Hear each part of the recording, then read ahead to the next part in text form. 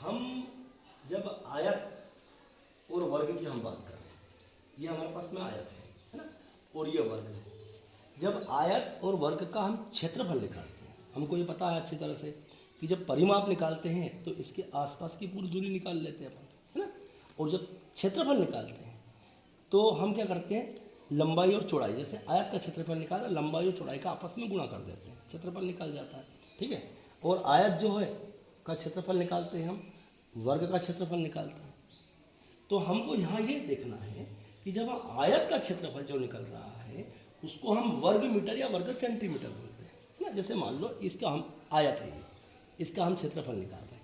यदि मान लो इसकी जो लंबाई है वो 10 सेंटीमीटर है, चौड़ाई है इसकी 5 सेंटीमीटर, तो हम लंबाई और चौड़ाई का आपस में गुणा करेंगे, ठीक है।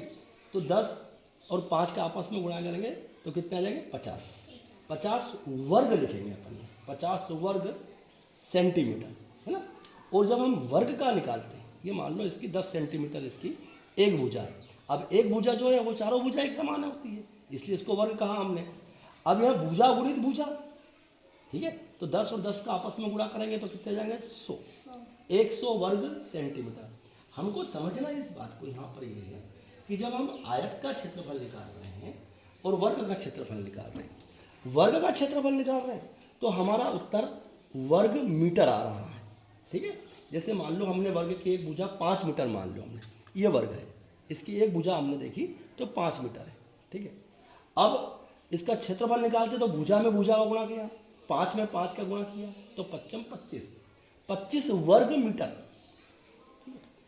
क्षेत्रफल निकाल रहे हैं आयत का तो वहां भी वर्ग आ रहा है, और वर्ग का क्षेत्रफल निकाल रहे हैं तो वर्ग आ रहा है, ठीक चलेगा। यहाँ ये देखना हमको कि आयत का जब क्षेत्रफल निकालते हैं तो वर्ग मीटर क्यों लिखते हैं या वर्ग सेंटीमीटर क्यों लिखते हैं, उस चीज को हमको समझना, ठीक है। यहाँ देखो आप, ये एक भुजा इसकी हमने देखी तो 1 2 3 4 5 मीटर मान लो, 5 मीटर है ना एक भुजा, तो चारों भुजा एक समान है, तो हमने किया 5 में 5 का गुणा किया, 5 25, 25 वर्ग मीटर। क्या उत्तर आया, 25 वर्ग मीटर। अब देखो यहाँ हमने लिखा था 1 2 3 4 5, ठीक है, और 5 इधर भी है तो 5 में 5 किया 25। तो अब इसके हमने पास में जो उत्तर आया वो 25 वर्ग मीटर आया। मतलब इसमें कितने बन रहे हैं, 25 वर्ग बन रहे हैं। कितने बन रहे हैं, 25 वर्ग, ए से वर्ग, एक एक मीटर वाले। यदि मीटर है तो मीटर, सेंटीमीटर है तो सेंटीमीटर। ए से 25 बन रहे हैं, कैसे बन रहे हैं, वर्ग बन रहे हैं, 25 वर्ग। इसकी बात कर रहे हैं हम, इस वर्ग की, ठीक है। अब हमारे सामने ये आयत है, ये आकृति कैसी दिख रही है, आयत जैसी। इसमें भी आकृति दिख रही है जिसमें लंबाई चौड़ाई दोनों अलग अलग है, ठीक है। अब इसकी अपन ने लंबाई मान लो 1 2 3 4 मीटर मान लो, चौड़ाई इसकी 1 2 3 मीटर चौड़ाई। अब 4 और 3 का आपस में गुणा किया तो 4 3 12, और उत्तर क्या लिख रहे हैं हम, आयत का निकाल रहे हैं हम, ध्यान रखना। अभी हमने वर्ग का निकाला था, 25 वर्ग मीटर निकला। अब हम यहाँ पे आयत का निकाल रहे हैं तो 4 और 3 का आपस में गुणा किया, 4 3 12, और उत्तर क्या लिखे, 12 वर्ग मीटर। क्या लिखा, 12 वर्ग मीटर। मतलब इसमें जो टुकड़े बनेंगे वो ए से वर्गाकार 1 1 मीटर के 12 बनेंगे। देखो आप, 1 2 3 4 5 6 7 8 9 10 11 और 12 है वर्गाकार टुकड़े इस प्रकार के। यदि मीटर में है तो मीटर में, सेंटीमीटर हो तो सेंटीमीटर, इस बात का ध्यान रखना। अब देखो लंबाई हमने 1 2 3 4 थी, चौड़ाई 1 2 3 थी, तो 4 3 12, और क्या उत्तर लिखा हमने, आयत का निकाला हमने क्षेत्रफल कि इसने कितना स्थान घेरा, तो कितना निकला, 12 वर्ग मीटर। सेंटीमीटर होगा तो 12 वर्ग सेंटीमीटर। तो हम यहाँ ये समझ गए कि आयत का जब हम क्षेत्रफल निकालेंगे तो उत्तर वर्ग मीटर में लाएंगे या वर्ग सेंटीमीटर में, और जब हम वर्ग का क्षेत्रफल निकालेंगे तो इसका भी उत्तर क्या आएगा, वर्ग मीटर या वर्ग सेंटीमीटर। क्यों आ रहा है आयत का क्षेत्रफल वर्ग मीटर में, क्योंकि जब हमने 12 देखे तो ये 12 इसमें ऐसे वर्ग बनेंगे, है ना। जब हमने वर्ग में देखा तो ए से 12 वर्ग बनेंगे, 25 वर्ग बनेंगे, इस बात का ध्यान रखना। अब दूसरी बात यहाँ देखो आप, ये हमारे पास में घन है, ये घन है, ये घन है। अब जब घन का हम देखो, अभी हमने देखा था कि ये वर्ग और ये आयत, ये इसका क्षेत्रफल निकाला था क्योंकि ये स्थान घेरती है, ये समतल जगह है ना। अब यहाँ पे क्या हो रहा है कि घन भी स्थान घेरता है और घनाभ भी स्थान घेरता है।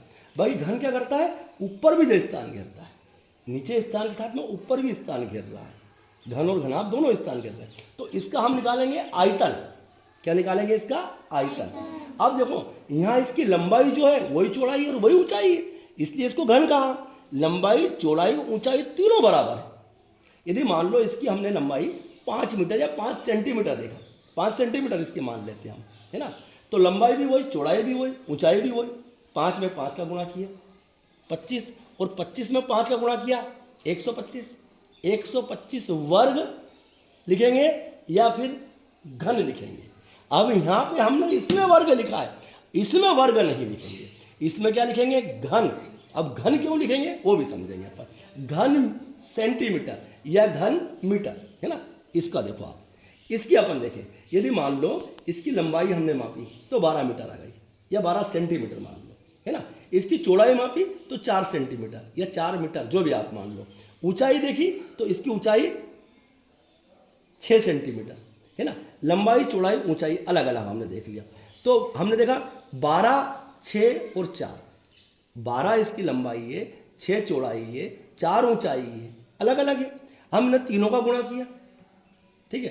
अब हमने तीनों का गुणा किया तो हमारे पास में क्या आया, 12 गुणित 6 गुणित 4, तो कितना आया, 288। अब उसके आगे क्या लिख रहे हैं हम, घन लिखेंगे। हम निकाल रहे हैं घनाभ का, जैसे हमने आयत का निकाला था और उत्तर लाए थे हम वर्ग में। ऐसे जब हम घनाभ का निकालेंगे तो उत्तर क्या में आएगा, घन मीटर में या घन सेंटीमीटर में। हम घन का निकाल रहे हैं तो उत्तर क्या में ला रहे हैं हम, घन मीटर या घन सेंटीमीटर।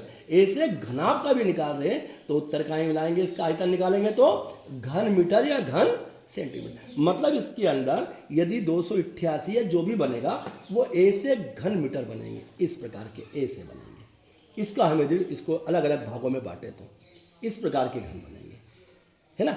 है घनाभ, बाकी उत्तर अपन ने बोला 288 घन सेंटीमीटर, तो इसमें 288 बनेंगे और क्या बनेंगे, ऐसे घन सेंटीमीटर बनेंगे, एक एक ऐसे 288 बनेंगे, है ना। जैसे अपन ने इसमें देखा था आयत में कि ऐसे वर्ग मीटर हमने लिखा था, वर्ग सेंटीमीटर लिखा था, तो ऐसे वर्ग बने थे इसके अंदर 12, ठीक है। ऐसे इसके अंदर जो बनेगा उत्तर आएगा वो ऐसे घन बनेंगे। इसलिए हमको ध्यान रखना, जब घन की का आयतन ज्ञात करते हैं तो उसमें हम घन मीटर या घन सेंटीमीटर लिखते हैं, और घनाभ का हम जब आयतन कर रहे हैं तो इसमें भी घन मीटर या घन सेंटीमीटर लिखेंगे। और ऐसे हम आयत का हम क्षेत्रफल ज्ञात कर रहे हैं तो इसमें वर्ग मीटर या वर्ग सेंटीमीटर लिखेंगे, और वर्ग का जब हम निकाल रहे हैं तो इसमें भी वर्ग और वर्ग सेंटीमीटर लिख देंगे, है ना। तो हमने देखा कि आयतन और हम घन और घनाभ का निकालते हैं और क्षेत्रफल हम वर्ग और आयत का निकालते हैं, ठीक है।